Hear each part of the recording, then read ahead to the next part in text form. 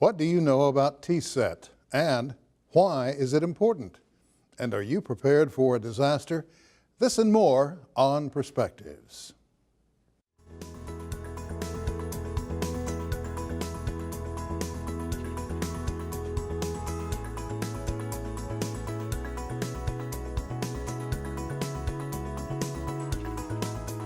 Hello, I'm Sam Jones. You know, there's been a lot in the news lately about the President of the United States and a professional football player's action on the field during the National Anthem, in which he refused to stand at attention. He decided to use this time to draw attention to and to protest something he felt was wrong in America. His action drew a lot of attention and immediate reaction on both sides.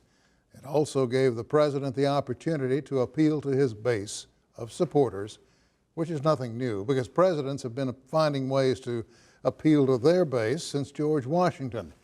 But this president did it by lowering the dignity of the office and using profanity to express displeasure at the player and his actions. Some say that triggered more reaction on both sides than the player's protest did in the first place. I heard the phrase, "America, right or wrong," thrown around, which always reminds me of the phrase, "my mother, drunk or sober."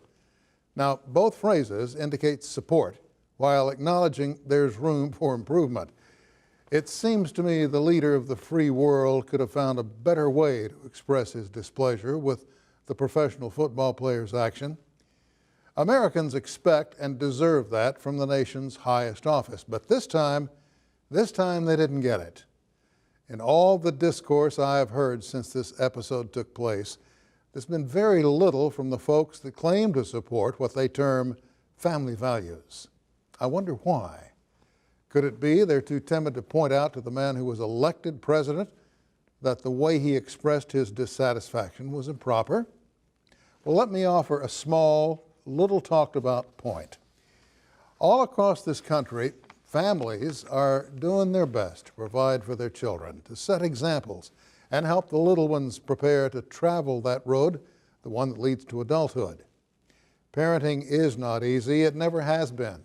As a matter of fact, it's one of the hardest jobs out there.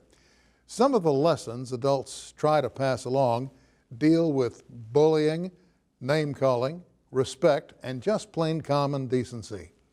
Children today face so much more than generations past, what with television, the internet, and social media, just to name a few distractions. And when they're exposed to profanity with racial overtones coming from the West Wing, it has an impact.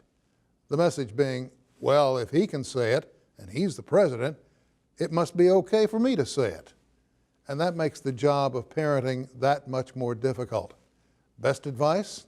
Well, I'm not going to try to tell you how to raise your child, but in this day and age, I think you'll have to agree strengthening the bond that you have with your children and setting the best possible example is the only course of action.